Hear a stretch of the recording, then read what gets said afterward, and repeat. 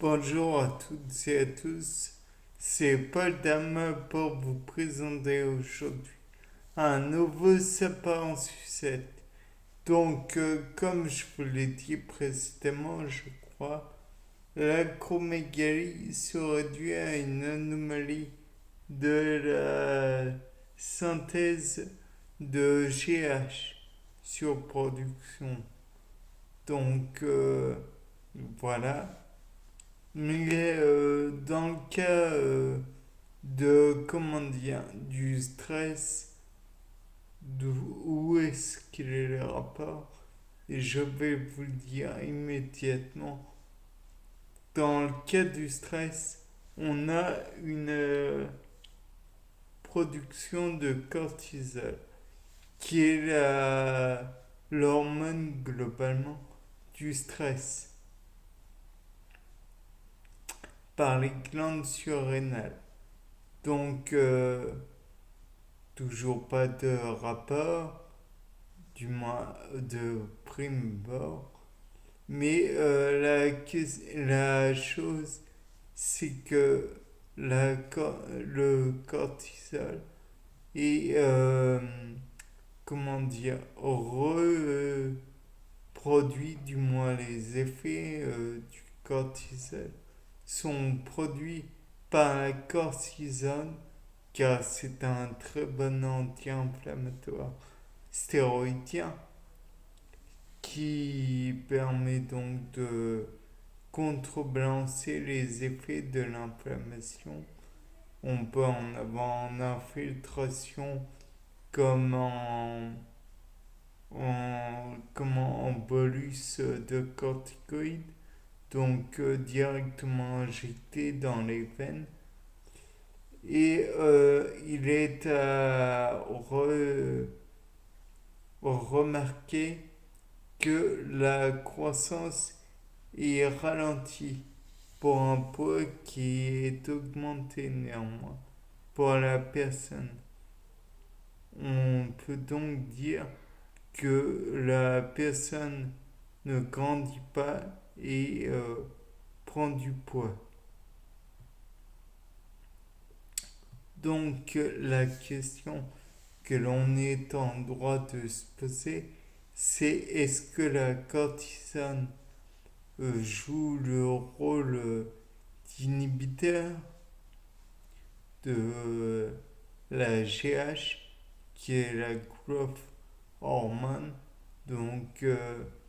qui pourrait finalement empêcher la synthèse de bon nombre d'éléments, car elle empêcherait à la growth hormone de se fixer sur des récepteurs, ou alors elle dissocierait la growth hormone en molécules annexes mais qui n'ont plus de récepteurs et donc qui ne servent plus à rien pour le corps, et au contraire qui pourrait peut-être dans le cas de certaines molécules, remarque, peut-être qu'elle dissociera en d'autres molécules qui engendreraient la faim et le manque de satiété peut-être de la personne, et peut-être même que ça pourrait agir. Je crois que c'est la leptine qui agit en molécule qui ouvre l'appétit, à moins que ça coupe l'appétit. Je ne sais plus. C'est à vérifier. Néanmoins, le fait est que si la growth hormone est, comment dire, inutile, alors mise à mal, on pourrait envisager aussi qu'elle puisse être inhibée non pas par la dissociation, mais peut-être qu'un inhibiteur viendrait se fixer sur le récepteur de la growth hormone, qui est en fait le cortisol ou la cortisone, et donc empêcherait la GH de se fixer. Peut-être en fait que la GH, le problème de, comment dire, du rachitisme n'est pas en lien direct avec l'appétit, puisque quand voit en lien direct avec l'anxiété, puisque on ne peut pas dire que les, comment dire, les personnes qui étaient au Moyen Âge étaient très grosses. Pourtant, elles manquaient à manger, elles ne mangeaient pas. Et quand vous prenez des corticoïdes, tout devient appétissant, tout donne envie de manger.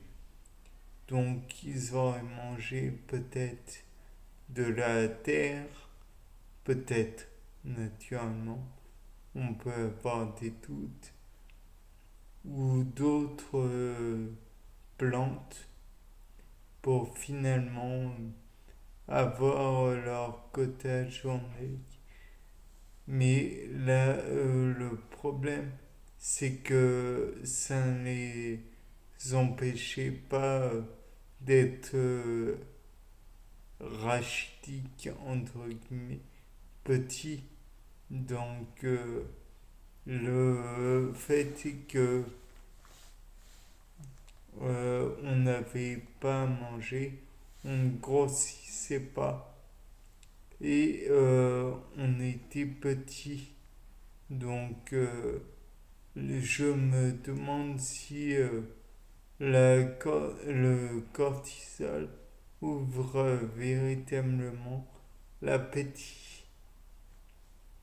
C'est à vérifier.